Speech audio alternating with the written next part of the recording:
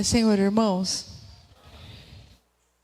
quero parabenizar todas as mães nesse dia.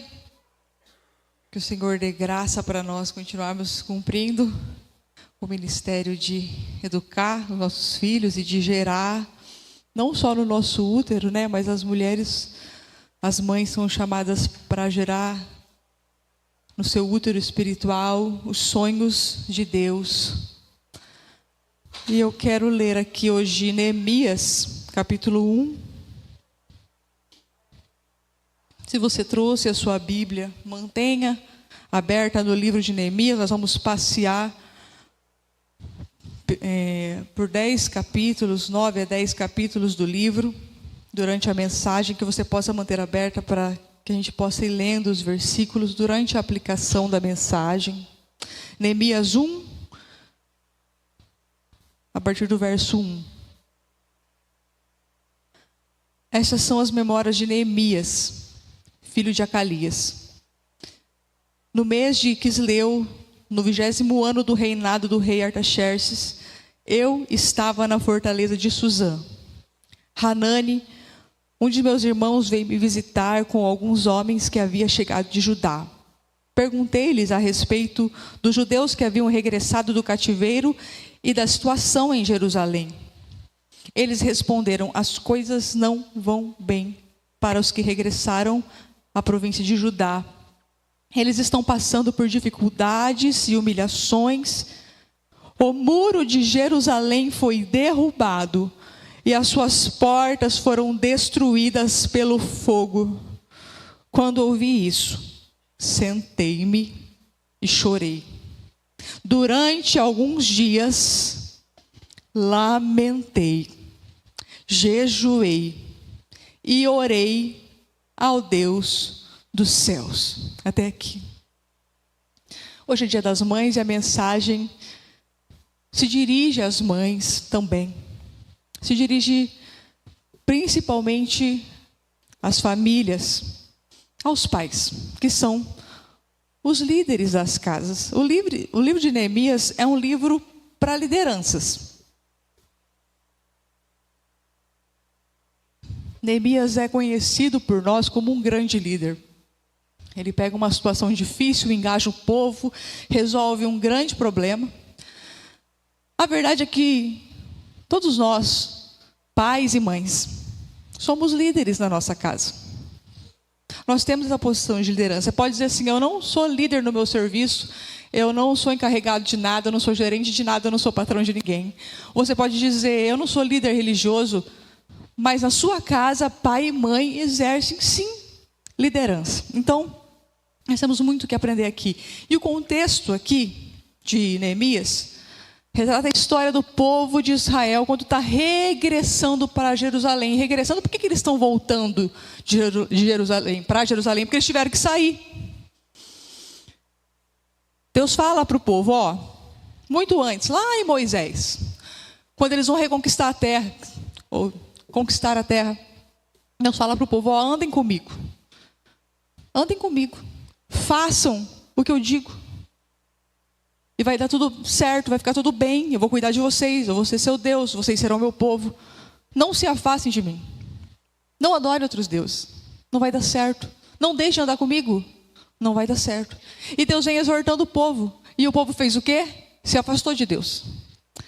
Adorou outros deuses. E quando a gente fala assim: nossa, que Deus carrasco, né? O povo só adorou outros deuses e Deus já veio e acabou com tudo. A segurança do povo era a presença de Deus. E Deus deixa o povo por causa do afastamento. E quando Deus tira a sua presença de Jerusalém, o que acontece? Os inimigos vêm, arrancam o povo de lá, destroem os muros, destroem o templo, destroem as portas.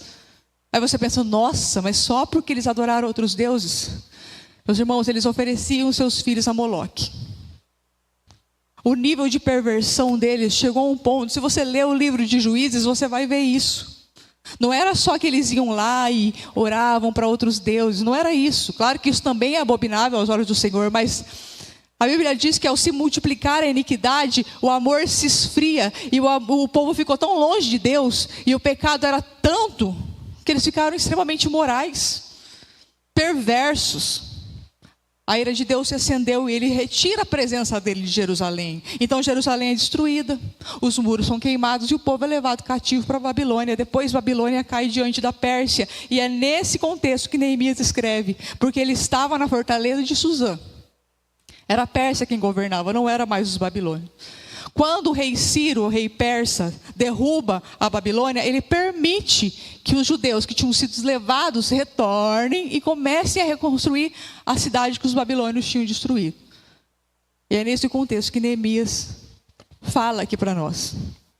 O povo está voltando para a sua terra e está tentando reconstruir a sua cidade. E a mesma palavra de Deus serve para nós nessa noite. Não se afastem de mim. Não vai dar certo. Não tente. Não vai dar certo. Andem comigo. Não se afastem de mim. Sigam os meus mandamentos. Não se afastem de mim. Isso vai ser proteção para vocês. E Neemias recebe a visita do seu irmão e pergunta como vão as coisas. O povo está retornando, né? Como que está a construção do muro? Como que está a construção da cidade? E Anani passa um relatório muito ruim para ele. E diante desse cenário de destruição, eu quero fazer uma aplicação para as famílias.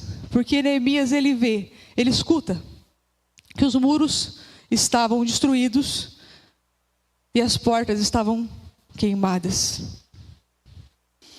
E diante disso ele senta, chora e lamenta.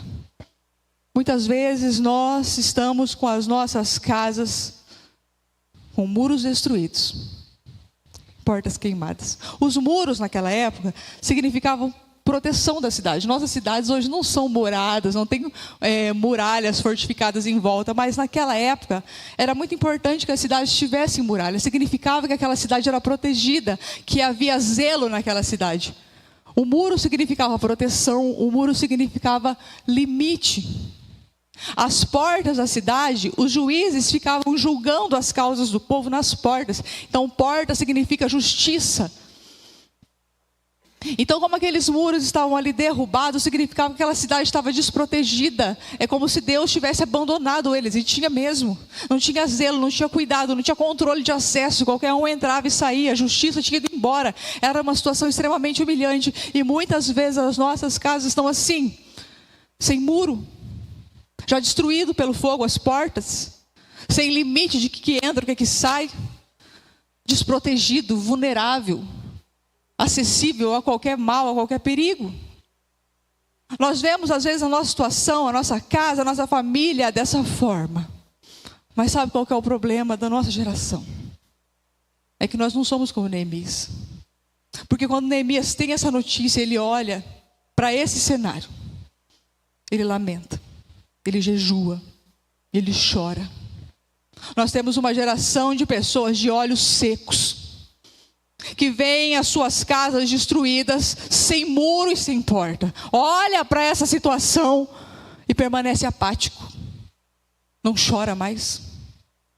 A gente escuta frases como assim: casamento é assim mesmo, né? Homem é assim mesmo. Mulher, você sabe como é mulher? Mulher é assim mesmo. Adolescente é assim mesmo. Criança é assim mesmo. Uma apatia diante da destruição dos muros e da destruição das portas. Quando você se depara com a situação da sua casa, nos lugares onde há muros derrubados e portas queimadas, é para chorar. Lamenta. É vergonhoso. É humilhante. É triste. Não é assim mesmo. Jejue. Não é murmuração, reclamação, é lamento. Molhe os seus olhos, sim, tenha olhos molhados. Olha a situação da tua casa e chore. Olha a situação dos teus filhos e chora. Chora. Lamenta. Porque com Neemias nós vamos aprender como é que nós reconstruímos muralhas. Como nós refazemos as coisas. E o primeiro passo é lamentar. Nós não começamos a reconstrução de algo que está acabado com apatia, olhando para aquilo com indiferença e dizendo, é assim mesmo, né? Você sabe como que é, né? Sabe como é adolescente? Sabe como é a questão da tecnologia, né? É assim, tá tudo assim. É um conformismo. Neemias podia ter falado, é assim mesmo. O povo se afastou de Deus, fazer o quê? Eles sabiam que ia acontecer isso. Olha lá, viu? Falei que... Não, ele chora. Então, se nós queremos reconstruir as nossas casas, proteger de novo as nossas famílias, pais e mães que estão aqui, essa mensagem é para todos nós. Lamenta. Olha os lugares de destruição da tua família e chora. Comece assim. Não é à toa que Deus deixou o livro de Neemias para nós. A Bíblia diz que tudo que está escrito para o nosso ensino foi escrito. A gente tem muita coisa para aprender, se quisermos reconstruir as nossas casas e levantar de novo os muros. E é isso que nós vamos falar nessa noite, que vamos aprender com o livro de Neemias. Então, a primeira coisa, lamento, jejum e oração. Pensa na história, pensa no que está acontecendo e chora. Segunda coisa que Neemias faz, ele se arrepende e pede perdão pelo seu pecado. Preste atenção, versículos 5 a 7, ele diz assim, ó Senhor, Deus do céu, Deus grande e temível, que guarda a sua aliança e amor leal para com os que te amam e obedecem os teus mandamentos, ouve a minha oração, olha do alto, vê que oro noite e dia por teu povo Israel. Confesso que temos pecado contra ti. Sim, minha própria família e eu temos pecado. Temos pecado terrivelmente contra ti. Não temos obedecido a teus mandamentos, decretos e estatutos. Olhar para a situação da nossa casa e se arrepender. Sabe o que a gente vê hoje? Porque é a nossa tendência, vem lá desde Adão. É a tendência do homem caído, é a minha tendência. O que é? A gente olha uma situação difícil na nossa casa e a gente fala, mas é porque o fulano, também você. A gente quer, Deus chega para Adão, Adão, cadê você? O que Adão fala? Também a mulher, é a nossa tendência. Olhar a desolação da nossa casa e falar, também. Você vê que Neemias, ele diz, eu e a minha família pecamos. Autorresponsabilidade e arrependimento. Prerrogativa para começar a construção de alguma coisa. A culpa é minha. Vocês sabiam que Neemias nasceu no cativeiro, que ele nunca tinha ido para ajudar? Ele não tinha nada com isso. Vamos pensar, qual que era a culpa de Neemias nisso aqui? Ele já nasceu no cativeiro. O povo já tinha pecado. Não foi o pecado que Neemias cometeu que fez com que os muros fossem destruídos. Não, ele não tinha nada com isso. Ainda assim, ele assume. Então nós precisamos de uma geração de pais e mães que se autorresponsabilizam pela destruição que se encontram as casas. É muito marido colocando a culpa na esposa, é muita esposa colocando a culpa no marido. É os pais colocando a culpa nos filhos. E o que Deus quer de nós hoje, para o início de uma grande obra nas nossas casas, é: eu pequei contra ti. Todo o pecado que nós cometemos diante da face de Deus, meus irmãos. Eu posso pecar contra o Paulinho, mas antes eu pequei diante da face de Deus. Quando eu erro com alguém, eu peco primeiro diante da face de Deus. Aqueles pecados escondidos que a gente fala assim, eu cometo isso aqui, eu assisto aqui essa pornografia, mas ninguém sabe, ninguém vê, eu não conto para ninguém, então ninguém sente, então eu não estou fazendo mal para ninguém. É um pecado que eu estou cometendo diante da face de Deus. E eu preciso me autorresponsabilizar pelo caos que está na minha casa. Então que, a partir de hoje, é a nossa tendência. A gente olha uma situação difícil e pensa, o que meu marido fez, hein? Mas também está nesse ponto porque é o jeito que ele é. E os maridos, às vezes, a mesma coisa. Mas também, sabe o que é o problema? O problema é a fulana. Porque a fulana faz... Não. A partir de hoje, eu e a minha família, Senhor, pecamos contra Ti. Arrependimento e autorresponsabilidade. Prerrogativa para se iniciar um processo de reconstrução de muro e de porta. Terceiro, mover-se para a ação a partir do lugar de oração. Capítulo 2, verso 4, ele fala assim, ó. Deixa eu explicar o antes, senão vai ficar muito vago. Então ele vê que a situação do muro está difícil, ele lamenta, ele chora, ele pede perdão. Ele ora a Deus, aguardando de Deus uma estratégia de como ele ia reconstruir aquilo. Ele não fica esperando descer um anjo do céu. Você não vê Neemias falando assim, ó, orei e entreguei na mão de Deus. Você não vê ele falando assim, tá na mão de Deus. Não, ele ora a Deus e fica ali aguardando o momento de fazer alguma coisa.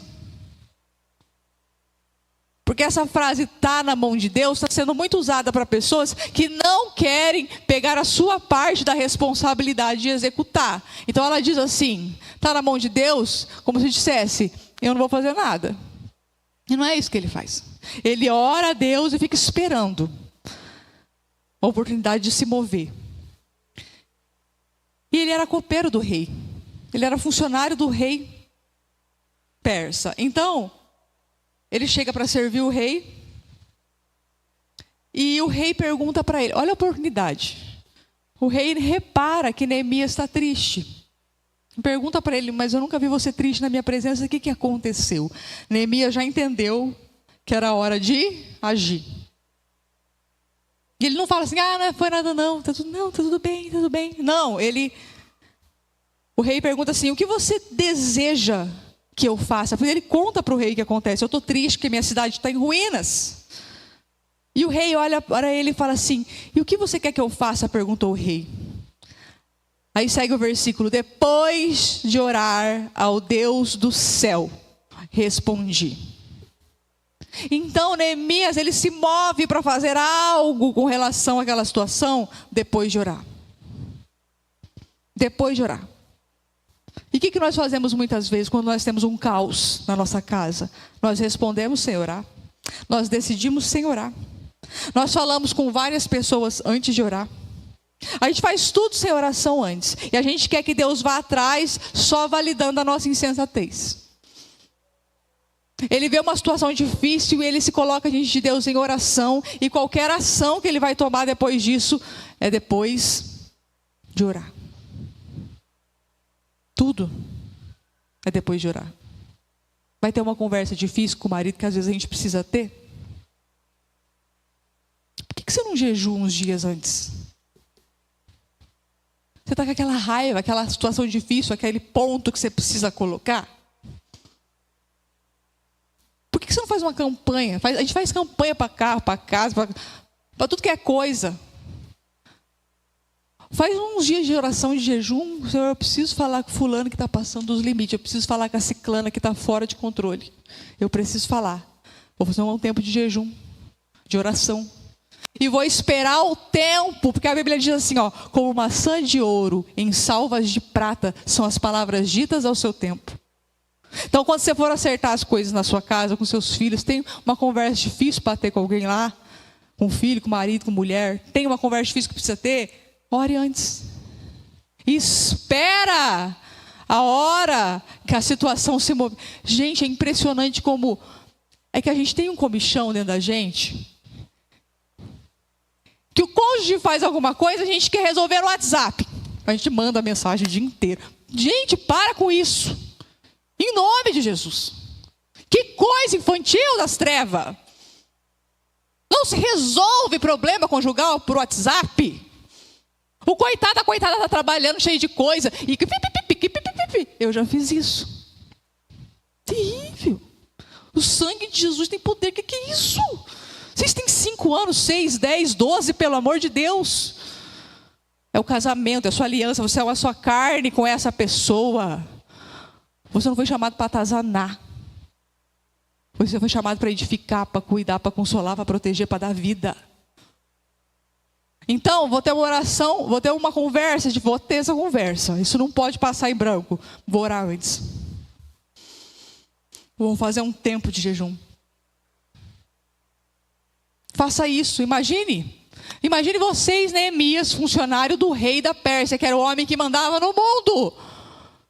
A hora que Anani veio, ele fosse desesperado diante do rei. Ai, porque ele não ia conseguir nada. Então espere a hora certa.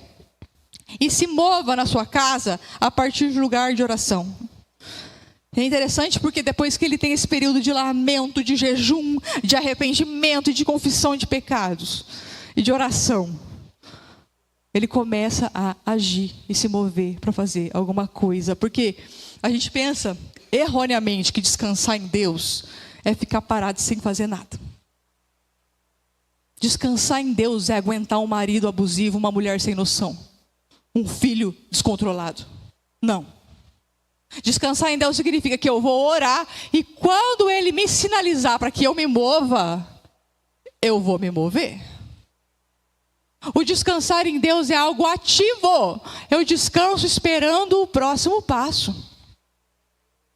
Eu descanso esperando o que eu vou fazer depois. E eu fico atento à oportunidade que Ele vai me dar. Então o rei deixa ele ir e ajuda Neemias a cumprir o plano que ele elaborou na mente dele. Eu vou para lá e eu vou liderar a construção do muro. E ele consegue o favor do rei depois de oração. E outra coisa que ele faz, quando ele vê que ele consegue aprovação para começar uma construção e o plano vai dar certo, cala a boca. Seja discreto. Olha o que ele fala aqui. Capítulo 2, 11 e 12. Assim cheguei a Jerusalém 3 dias depois. Saí discretamente durante a noite, levando comigo uns poucos homens. Não havia contado a ninguém os planos para Jerusalém que Deus tinha colocado em meu coração. E depois ele fala aqui no versículo 16. Os oficiais da cidade não sabiam onde eu tinha ido e nem o que eu estava fazendo, porque eu não havia contado meus planos para ninguém. Aí Deus coloca um plano no seu coração. Fulano, ciclano, vai ler a Bíblia todo dia. Levanta cedo, faz um devocional. Tá bom. Aí já conta para alguém. Fulana, Deus te dá uma estratégia. Vai fazer uma dieta. O Espírito Santo coloca lá no seu coração. Fulano, lê um bom livro. Olha uma estratégia de Deus. Aí já faz o quê? Já quer contar para todo mundo. Está fazendo a dieta. A gente está contando para todo mundo. Está fazendo devocional. A gente quer contar para todo mundo quais são os nossos planos. Fulana, eu vou fazer 15 dias de campanha de oração, porque depois eu vou confrontar o fulano.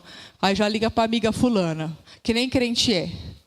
Sabe aquela situação que eu te contei? Então, vou fazer 15 dias de oração de jejum, porque daqui tal dia eu vou chegar para o fulano. Para de comentar os seus planos com as pessoas. Seja discreto. Aquela amiga, aquele amigo que você está contando que você está fazendo dieta, que você está acertando as coisas. Ele não quer nem seu bem muitas vezes. Vai estragar tudo. Não conta para ninguém. Seja discreto na hora de executar os planos que Deus coloca no teu coração para a tua casa. Você não tem que abrir para todo mundo. Não sai falando. Não posta. Não posta. Aí Deus mandou, olha, fulana, tira férias com o fulano. Aí você tira férias e posta. Não faça isso. Não exponha a tua família, não exponha teus planos. Sabe? Seja discreto. E ele vai para a cidade, com discrição, chega lá, comunica aos líderes. e consegue engajar o povo para iniciar a construção do muro. E o povo se anima e começa a ajudar ele. E no capítulo 3 vocês vão ver que o povo está construindo o muro, é a coisa mais linda de ver. Cada um constrói um pouquinho, ou seja, percebam que está tudo caminhando. As coisas começam a estruturar. E às vezes isso acontece na nossa casa. As coisas parecem que começam a entrar no eixo. Está todo mundo colaborando, o pai, a mãe, os filhos. Os vizinhos difíceis também, tá? Então assim, está todo mundo no seu lugar, a sogra no lugar, o sogro no lugar, está todo mundo bonito. E assim, o muro parece que está avançando, sabe? Parece que está tendo uma melhora. Você percebe que o casamento deu uma melhorada, o diálogo deu uma melhorada, os filhos estão mais obedientes, as coisas estão encaixando. Não está perfeito ainda, mas sabe que está caminhando? Capítulo 3. E aí tem muita gente que está nessa fase. Só que quando está nessa fase que as coisas começam a caminhar, Neemias enfrenta os seus inimigos. Eles começam a ridicularizar a obra.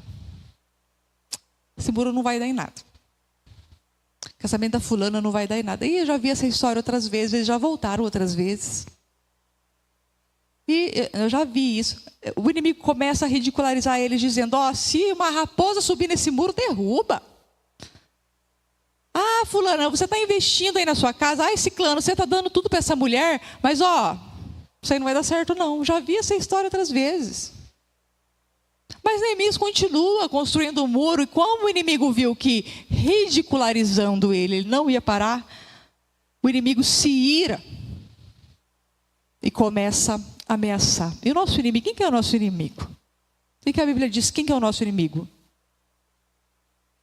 Satanás é o nosso inimigo. E ele usa pessoas mais fracas. Então a gente não tem raiva das pessoas, a gente tem raiva de Satanás, mas ele usa pessoas. E nesse caso, Sanbalat e Tobias se levantaram para ameaçar Neemias e a construção do muro. E pensem vocês que ele estava ali naquele trabalho árduo e construindo. E o inimigo começa a ameaçar, e há muita falação do inimigo. E aí ele olha o muro sendo construído. Só que ele também entende que tem muito para avançar. Sabe quando você olha às vezes para a tua casa e vê que as coisas estão indo, mas tem muito que melhorar. E o inimigo continua se levantando, continua ameaçando, continua ridicularizando. Nessa hora dá uma canseira. Quem já sentiu isso? A gente pensa: puxa vida, eu avancei já. Eu já melhorei, as coisas já melhoraram aqui em casa, mas tem tanto ainda para ajustar e eu enfrento tanta oposição. E a gente quer saber, será que está valendo a pena mesmo isso? E é engraçado que diante das ameaças do inimigo, ele toma 6 atitudes que nós devemos tomar nessa hora. Primeira, oração. Verso 4 do capítulo 4. Então orei. Diante das investidas do inimigo, oração. Outra coisa que ele faz: maior vigilância e empenho nas áreas mais vulneráveis. Olha o que diz no verso 13 do capítulo 4. Por isso coloquei guardas armados atrás das partes mais baixas do muro e nos lugares mais expostos. Diante de uma investida do inimigo na nossa casa, proteja os lugares vulneráveis. Proteja os muros baixos. Sabe o que é muro baixo? É aquela área que a gente está com mais dificuldade. Às vezes é o nosso casamento. Às vezes é a nossa ira. Aquela área que você tem mais dificuldade. Proteja essa área. Proteja os seus filhos. Proteja o seu casamento. Qual que é a área mais vulnerável? É a área financeira. Proteja essa área. Nos momentos de ataque. Encorajamento, verso 14. Examinei a situação, reuni os nobres oficiais e o restante do povo e disse: não tenham medo do inimigo. Lembrem-se do Senhor que é grande e temível e lutem por seus irmãos, seus filhos, suas filhas, suas esposas e seus lares. Nesse momento a gente não pode parar. Quem estiver mais forte em casa, anima o outro. Não vamos desanimar. O nosso Deus é grande. Depois, vigilância, verso 15, porque não adianta ficar só orando e não vigiar. Quando os nossos inimigos descobriram que sabíamos dos seus planos e que Deus os havia frustrado, todos nós voltamos ao trabalho no muro. Dali em diante, porém, apenas metade dos meus homens trabalhava, e a outra metade ficava de guarda com lança, escudo e couraça. Os líderes ficavam na retaguarda e todo o povo de Judá, ou seja, diante da ameaça, redobra a vigilância. Meus irmãos, se a gente entender que o nosso inimigo é inteligente, mas ele é previsível, vigia. Tem dia que você vai acordar mais irritado, mais irritada. Os filhos vão acordar mais atacados. Já entenda, já discirna. Opa! Vigilância hoje. Hoje eu vou aumentar a guarda. Hoje, a hora que o fulano vier implicar comigo, eu só vou concordar.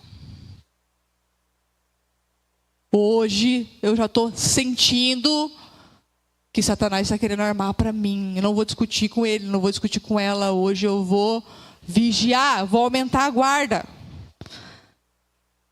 Outra estratégia, armamento. No verso 17 e 18, quem vê pensa que crente só fica orando, entregando e descansando.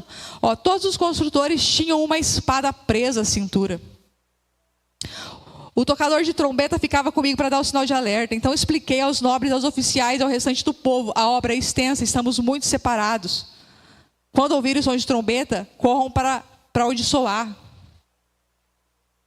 Então, armamento. E o que é a nossa arma? Efésios 6 vai dizer: e tomem a espada do Espírito, que é a palavra de Deus. Nós temos que estar munidos da palavra na hora dos ataques do inimigo. É a nossa única arma de ataque. Qual que é a nossa espada que a gente vai colocar na roupa, grudada na gente? Palavra. A gente precisa entender que a gente precisa começar a manejar bem isso aqui para usar.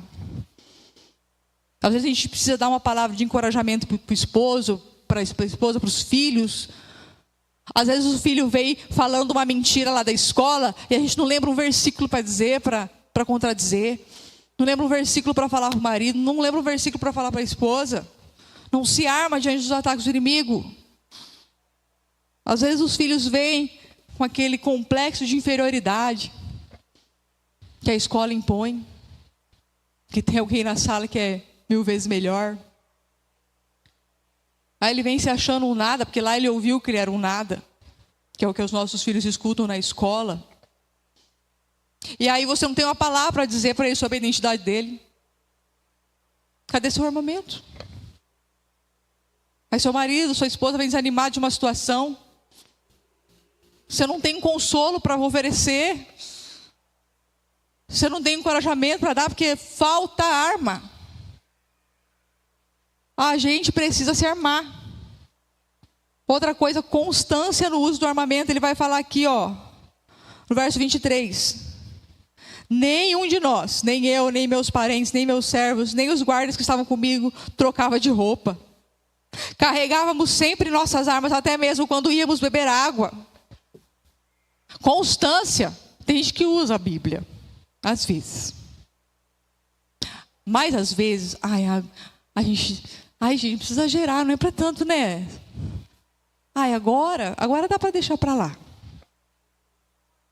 Mas essa situação aqui, acho que a gente não precisa ser tão radical, né? O que fala a Bíblia? Sabe, eles não deixavam a arma nem para beber água, não tiravam a roupa, não trocavam, que a gente não negocia a nossa armadura. É muitas casas, meus irmãos, negociando a palavra. Para não magoar tanto, sabe? Para não chocar tanto com o parente que bebe.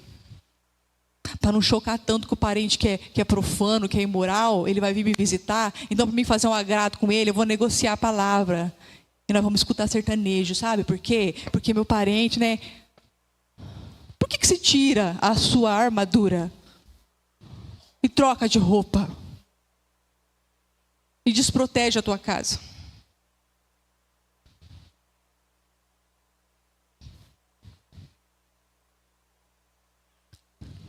Sexta lição que eu aprendo com ele, na hora de reconstruir a minha casa.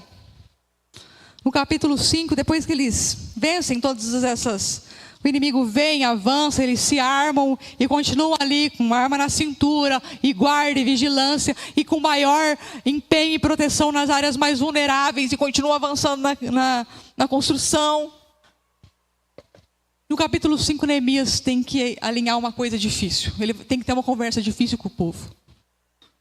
O povo de Israel estava fazendo de escravos seus próprios irmãos, e isso não podia, era contra a lei de Deus.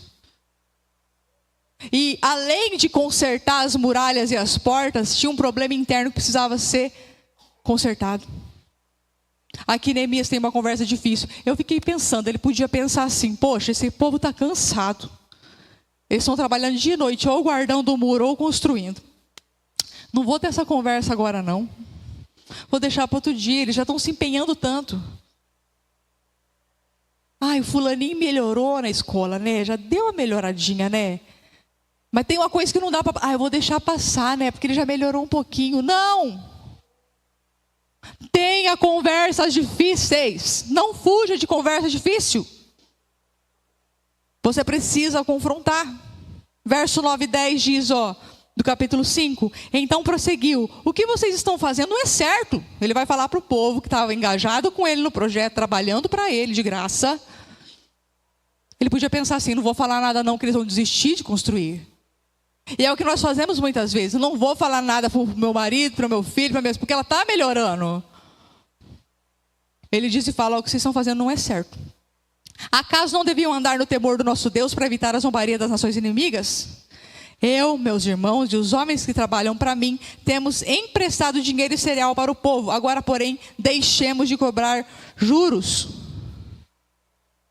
Então ele alinha as coisas. É uma conversa difícil que ele tem que ter com o povo. Ele vai dar uma chamada de atenção. Então que você não tenha medo de ter conversa difícil com quem quer que seja na tua casa. Ore, espere o tempo, senta e alinha. Porque não existe restauração de casa sem restauração, sem confronto, sem correção. O Paulinho falou que eu brigo com ele. É essa hora, entenderam, irmãos? Essa hora que ele diz é a hora do capítulo 5 de Neemias. Tem uma conversa difícil que eu preciso ter. E ele também tem conversas difíceis comigo. Tem hora que ele precisa brigar. Que ele precisa alinhar, me pôr no lugar, me chamar a atenção. Isso vai acontecer em qualquer casa. Os nossos filhos precisam disso também. Em capítulo 6 e 7 a obra avança. E a obra avança e a oposição avança mais, gente. Porque conforme a gente vai avançando, construindo nossos lares fortificados na presença de Deus, e vai alinhando as coisas, e vai se aliançando com Deus, não pense vocês que Satanás não vai lutar contra vocês. Ele vai cada vez mais usar armas mais e mais elaboradas contra as nossas casas. Ele vai achar um jeito de se infiltrar, uma distração. E acontece isso, a obra continua, os muros continuam sendo erguidos, a oposição continua. Com mentira, calúnia e armadilha para distrair ele. Satanás, ele tenta nos distrair, meus irmãos, a todo custo, para que a gente não se empenhe na reconstrução da nossa casa. Ele tenta voltar a nossa atenção para ele, ele tenta chamar a nossa atenção. Vocês já ouviram aquela história assim? Sabe, fulano falou? Satanás, gente, já corre disso. Não se distraia. Tentaram caluniar Neemias, dizendo que ele estava se voltando contra o rei da Pérsia. E nossa, inventaram um monte de mentira. Depois vocês leiam o livro inteiro. Capítulo 6, de 5 a 9, vai dizer assim: na quinta vez, o servo de Sambalate, olha, era a quinta carta que mandavam para ele, tentando intimidar. Sambalate era inimigo dele. Trouxe nas mãos uma carta aberta que dizia: há um boato. Vocês nunca ouviram isso? Ouvi falar. Há um boato entre as nações vizinhas e Gesem, o confirma que você e os judeus planejam se rebelar e por isso estão reconstruindo o muro. De acordo com esses relatos, você planeja se tornar rei deles. Corre a notícia de que você nomeou profetas em Jerusalém para proclamarem a seu respeito. Olhem, há um rei em Judá. Pode ter certeza de que essa informação chegará ao conhecimento do rei. Sugiro, portanto, que venha conversar comigo. Sanbalate quer que Neemias pare a vida dele, para ir até onde ele está, dar o que para ele? Uma satisfação. Gente, como é comum isso? Como algumas pessoas utilizadas por Satanás querem que a gente pare de cuidar da nossa vida, da nossa casa, da nossa família, para dar para eles uma satisfação. E o pior, quantos de nós fazemos isso? Não dê satisfação ao inimigo. O sétimo conselho é: pare de se distrair com as falácias do inimigo. Passar dias chorando, perder sono, querer desistir por causa de boatos delirantes a seu respeito. E sabe o que Neemias diz no verso 6, 8? Que é o que a gente tem que começar a falar. Usa essa frase. Se você não gravar nada dessa mensagem, grava isso. Neemias 6, 8 é uma coisa que você vai falar para Satanás a partir de hoje. Não é para as pessoas, tá, gente? Pelo amor de Deus. Para as pessoas a gente não dá nem satisfação. A gente ora por elas, para que Jesus liberte elas, para que elas sejam livres das garras do inimigo. A gente bloqueia para manter a paz, para manter o respeito. A gente se afasta e a gente continua orando. Das pessoas a gente não tem raiva, não briga com elas, a gente não entra numa discussão com quem Satanás usa, tá? Então, essa frase aqui de Jeremias 6, 8, você vai falar para Satanás: eu lhe respondi, nada do que você diz é verdade, é tudo invenção sua. Nada do que Satanás diz é verdade, é tudo invenção. Às vezes Satanás vem falar: não está adiantando nada você tentar lutar por essa família, não está adiantando nada o seu serviço. O seu tempo de oração, tá vendo? Não adiantou nada. O fulano só te trata mal, a ciclana só piora. Olha, você ora, você tenta fazer devocional, seguir tudo certinho, seus filhos são piores. Não adianta, não vai acontecer nada. Você vai virar para Satanás e vai falar: eu digo, nada do que você diz é verdade. Comece a falar isso para Satanás quando ele vier atacar você, dizendo que não vai adiantar você construir. Quando as pessoas levantarem boatos falsos a seu respeito, a respeito da sua família, a respeito das suas intenções, pare de escutar, pare de dar satisfação, pare de mandar WhatsApp, pare de escrever direct no Instagram, para com isso.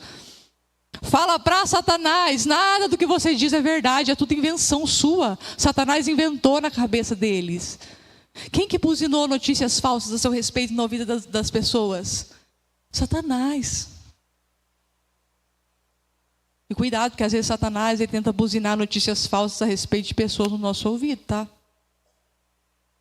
Então sempre que você tiver um testemunho assim interior ruim a respeito de alguém, é Satanás. Não caia nessa armadilha. Satanás tentando me deixar com raiva do Paulinho, Satanás tentando me deixar com raiva de alguém, dos meus irmãos, Satanás tentando me deixar com raiva de uma situação, de um parente. É Satanás que faz isso. Então, quando vier uma ira, uma raiva, eu acho que fulano, nada do que você diz é verdade, é tudo invenção. Usa essa frase, fala isso em voz alta. Não se distraia com o inimigo. Conselho 8, estamos terminando. Mantenha as portas fechadas, porque Neemias avança, termina o muro, ergue as muralhas, as portas, fica tudo lindo. E ele fala assim: ó, portas reconstruídas, trancadas. Aí ele diz assim: mesmo se fizer calor, trancado. Ah, e se tiver guarda na porta? É seguro, né? Tranca. Reconstruiu as portas, tranca. Limite estabelecido, mantém. Não negocie os limites que você colocou. Você fechou acesso para algo na tua casa, mantenha esse acesso. Como é difícil, gente. Eu tenho esse problema às vezes, né? Ai, meu Deus. Mas só isso daqui só. Olha lá, eu estou indo abrir a porta de novo porque está fazendo calor. Porque agora não parece tão inseguro mais. Mantenha as portas fechadas. Mantenha os limites que você já colocou uma vez, estabeleça eles e mantenha eles. Faça chuva, sol, pareça que está tudo bem. Mantenha os limites, mantenha as portas fechadas. Mesmo quando não parecer tão perigoso. Conselho 9, que está aqui no capítulo 8, 2 e 3. Conselho 9 vou ler aqui, no capítulo 8, 2. Assim, no dia 8 de outubro, o sacerdote Esdras trouxe o livro da lei. Isso é depois que já está tudo construído. Perante a comunidade constituída de homens e mulheres e de todas as crianças com idade suficiente para entender. Todo mundo foi reunido. Verso 3. Ficou de frente para a praça junto à porta das águas, desde o amanhecer até o meio-dia, e leu em voz alta para todos que podiam entender todo o livro. O povo ouviu com atenção a leitura do livro da lei. Aí no verso 8 ele fala assim: liam o livro da lei de Deus. Explicavam com clareza o significado do que era lido. E ajudavam o povo a entender cada passagem. Toda casa tem alguém que consegue fazer isso. Às vezes o marido não é tão entendido, mas a mulher consegue ler um texto e explicar. Às vezes a mulher não é tão entendida, mas o marido consegue ler um texto e explicar. Para a criança, para o cônjuge. Centralidade das escrituras na casa. Leia, explique as escrituras. Qual que é a predominância da Bíblia na nossa casa? Vamos pensar. Quando que você foi no seu devocional diário e você foi intencional em compartilhar com o seu cônjuge aquilo que você leu no seu devocional da manhã? Faça isso. Seja intencional. Crie diálogos saudáveis. Eu apurrinho o Paulinho com as coisas que eu aprendo. Por quê? A ciência diz que quando você escuta algo, você absorve 5% do que você escutou. Se você lê, você absorve um pouco mais. Eu não lembro a porcentagem. Se você escutar e escrever, a porcentagem que você absorve aumenta. Agora, se você escutar algo e ensinar alguém, você absorve quase tudo aquilo. Então, quando você escuta algo importante, acha alguém para você explicar. Então, no seu devocional do dia, reúne sua família em volta da mesa. Olha, eu li isso aqui na Bíblia. E eu entendi isso aqui. Cria essa cultura. Às vezes não vai dar para fazer todo dia, mas uma vez na semana. Coloque a Bíblia no centro da sua casa. Leia, explique a Bíblia para os seus filhos. Que eles vejam você, o amor que você tem pela palavra. Muros altos reconstruídos, portas trancadas e centralidade da Escritura na casa. Precisa ser um teólogo, meus irmãos. Salmo 23, todo mundo sabe explicar o que significa. Explica com as suas palavras. O que o Espírito Santo comunicou no seu coração. Pega um salmo simples, pega alguns capítulos, pega alguns versículos, pega uma historinha da Bíblia. As crianças amam, elas ficam fascinadas com as histórias. Centralidade da Bíblia na casa. Esses dias eu estava explicando para o Felipe uma coisa de geografia. E aí, eu achei tão engraçado porque ele tem que ler a Bíblia todo dia. Ele já criou isso. Ele não dorme sem ler a Bíblia. Mesmo que ele já tenha lido a Bíblia antes. Aí ele vai dormir, tem que pegar a Bíblia dele e ler. Para ele uma história, ele não sabe ler ainda. E aí a gente estava... E tudo ele relaciona com a Bíblia. A gente estava numa consulta. E a pessoa da consulta falou assim, uma luz forte, né? Aí ele já falou, porque Jesus tem uma luz tão forte. Já falou assim, já entrou. Jesus é uma luz tão forte que ele deixa qualquer um cego. Na consulta. Ele brilha tanto que se ele entrar aqui, nós vamos ficar cegos. Ele falou assim. Na hora da consulta. E aí a gente estava estudando geografia sobre as penínsulas europeias. E tinha uma península que chamava assim, Península Apenina Itálica. Aí ele, mãe, você sabe que essa península ela tem o nome da mesma mulher do Eucana? Ele relacionou a coisa... Vocês estão vendo? A Escritura, ela assume um protagonismo na casa, mas você tem que ser intencional em aplicar ela. Isso não vem assim do nada. É você que tem que fazer um trabalho ali árduo de construção de muralha. Você não vê Deus descendo do céu com... Ele faz isso às vezes nas escrituras, mas com Neemias ele não fez isso. Ele não desceu com um exército angelical para que os anjos reconstruíssem o muro enquanto o povo tocava e cantava. Não!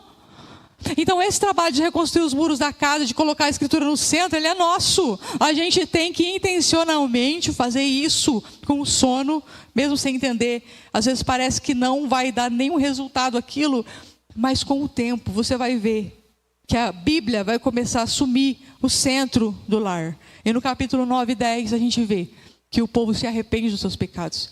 E no 10 o povo refaz a aliança. Quem começou se arrependendo? Neemias. E depois todo o povo se arrependeu. Neemias não precisou acusar ninguém. Então não precisa acusar o seu marido, sua esposa das coisas que eles fazem errado. Se arrependa você primeiro.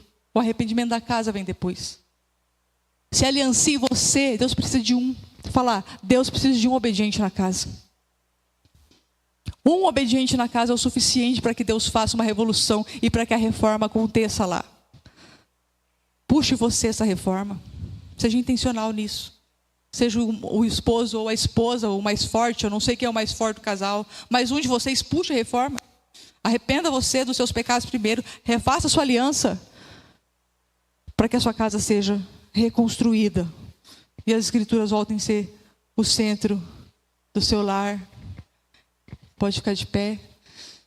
Que você se sinta entusiasmado com Neemias, de ver a obra grandiosa que Deus completou através da vida dele, e que você seja, você mãe, você pai, Neemias na sua casa. Levante você. Mesmo que você não seja o mais pecador da casa, porque Neemias não era o mais pecador. Aliás, ele não tinha nada a ver com aquilo. Mesmo que você entenda que o caos da sua casa é culpa do outro, mas comece você, assuma a sua responsabilidade nessa reconstrução. Não tenha medo de ter conversa difícil, não tenha medo de impor limites para os seus filhos, não tenha medo disso. A graça de Deus te acompanha na obediência. Quando você estiver obedecendo a Deus, não tenha medo de correção, de confronto, seja discreto, mova-se a partir de um lugar de oração, que você possa focar na construção da tua casa e parar de se distrair com o que as pessoas têm falado a teu respeito, a respeito da tua família. Olha lá, estão tentando de novo, ó, pela 500ª vez. Todos de vocês já ouviram isso. Não se distraia com isso. Falaram da... Olha o que falaram do seu marido. Olha o que falaram do seu esposo. A frase é: nada do que você diz é verdade. É tudo invenção. Siga, prossiga. Não marque reunião com Sanbalat e Tobias. Vem aqui que você tem que dar... Eu não vou. Eu estou ocupado construindo a minha casa e construindo a minha vida.